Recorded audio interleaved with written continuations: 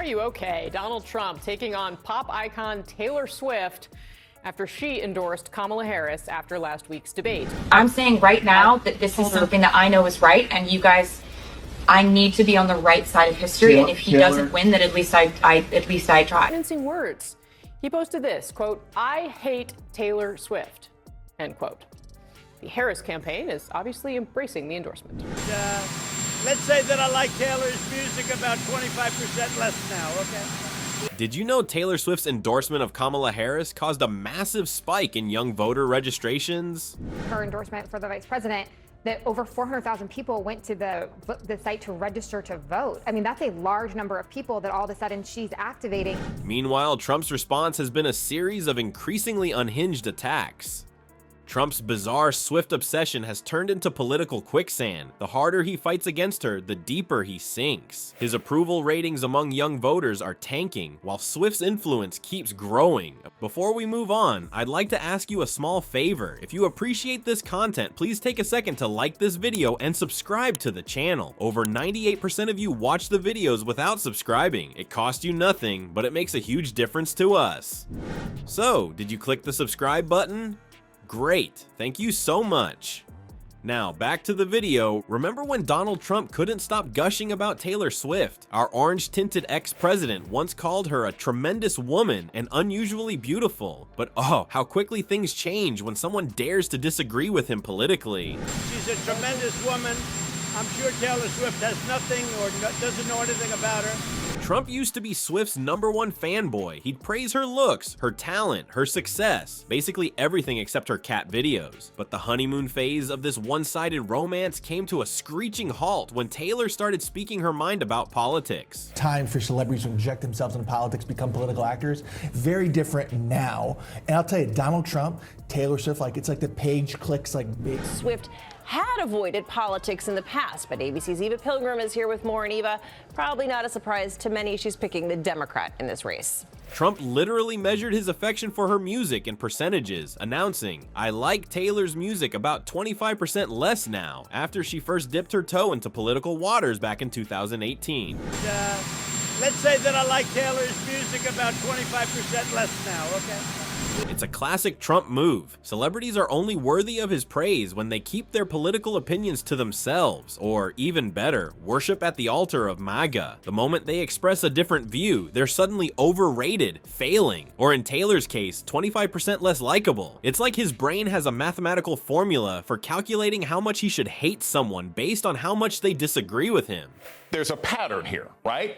But the way musicians are rejecting Donald Trump is deeper than any diss track I have ever heard.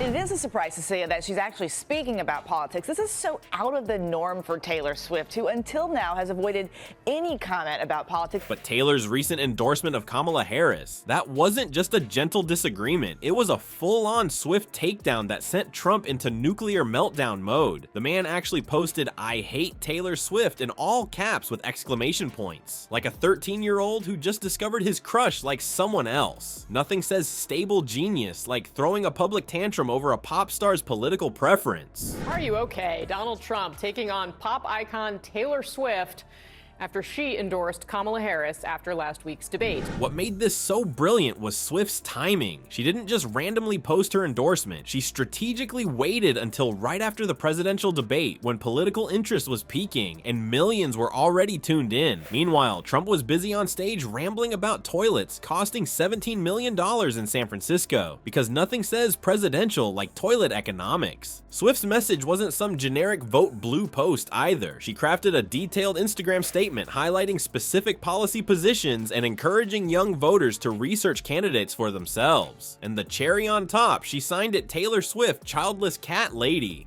a perfect mockery of J.D. Vance's previous attacks on women without children. The shade was so expertly thrown it could cool down all of global warming. Trump's reaction shows his black and white thinking in all its glory. In Trump's world, you're either the best thing since sliced bread or worse than cold McDonald's fries. There's no middle ground for Donnie Diapers when it comes to celebrities with opinions. Mincing words. He posted this, quote, "I hate Taylor Swift," end quote. The Harris campaign is obviously embracing the endorsement. One day, Taylor's a tremendous woman. The next, she's public enemy #1. His supporters immediately jumped on the Trump tantrum train, calling for boycotts of Swift's music. Yeah, good luck with that. Have they seen how rabid Swifties can be? Trying to boycott Taylor Swift is like trying to stop the ocean with a kitchen sieve. Her fans aren't just dedicated, they're practically a military force with better choreography and friendship bracelets. While Trump's team fumbled around for a response, Swift was 10 steps ahead. Her endorsement wasn't just a statement, it was a catalyst that led to over 400,000 new voter registrations in a single day, according to vote.org. Trump was playing checkers, while Swift was playing 4D chess in stilettos. I'm saying right now that this is something that I know is right, and you guys, I need to be on the right side of history, and if he doesn't win, then at least I tried. To Truth Social to read some of the comments from people on there. And I was surprised. A lot of Trump's followers were saying, "What in the hell are you doing?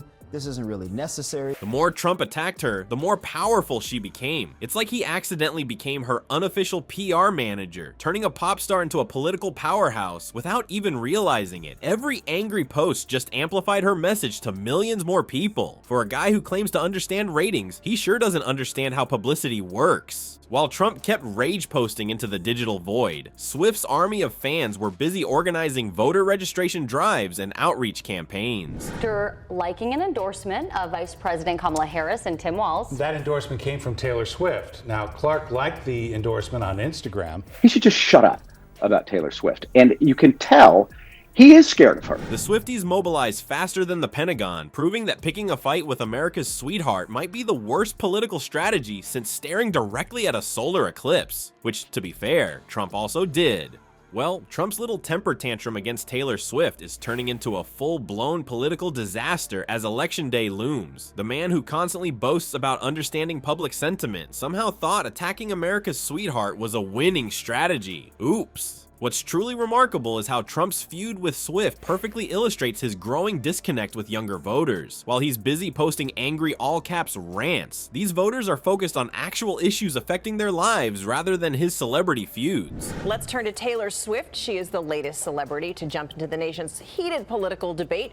The midterm race in her home state of Tennessee is a major battle. Trump got in front of members of Congress and wanted to talk about whether Taylor Swift was going to endorse him.